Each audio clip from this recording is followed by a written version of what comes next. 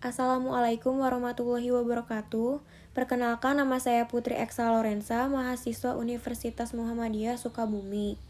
Di sini saya akan menjelaskan mengenai pencegahan primer, sekunder, dan tersier pada sistem perkemihan GGA.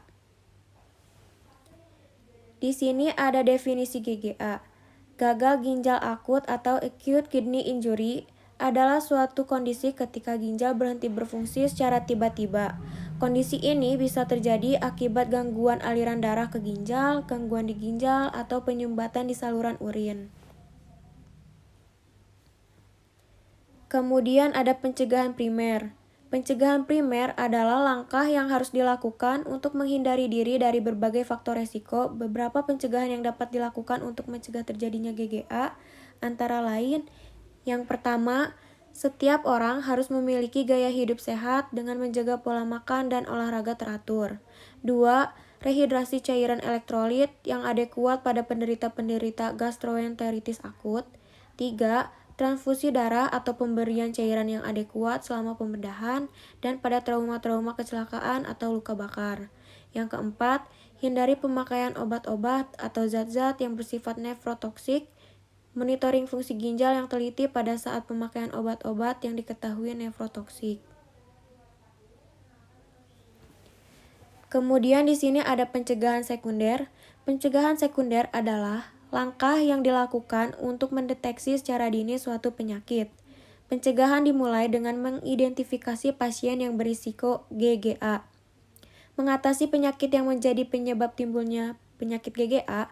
Jika ditemukan pasien yang menderita penyakit yang dapat menimbulkan GGA seperti glomerulonefritis akut, maka harus mendapatkan perhatian khusus dan harus segera diatasi.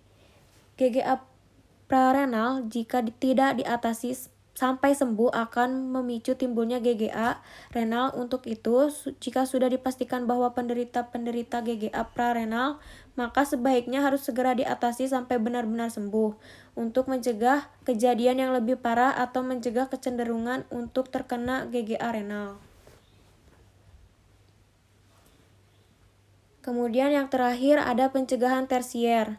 Pencegahan tersier adalah langkah yang biasa dilakukan untuk mencegah terjadinya komplikasi yang lebih berat, kecacatan, dan kematian.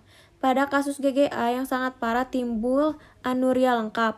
Pasien akan meninggal dalam waktu 8-14 hari. Maka untuk mencegah terjadinya kematian, maka fungsi ginjal harus segera diperbaiki atau dapat digunakan ginjal buatan untuk memberikan tubuh dari kelebihan air, elektrolit, dan produk buangan metabolisme yang bertahan dalam jumlah berlebihan. Hindari atau cegah terjadinya infeksi. Semua tindakan yang memberikan risiko infeksi harus dihindari dan pemeriksaan untuk menemukan adanya infeksi harus dilakukan sedini mungkin.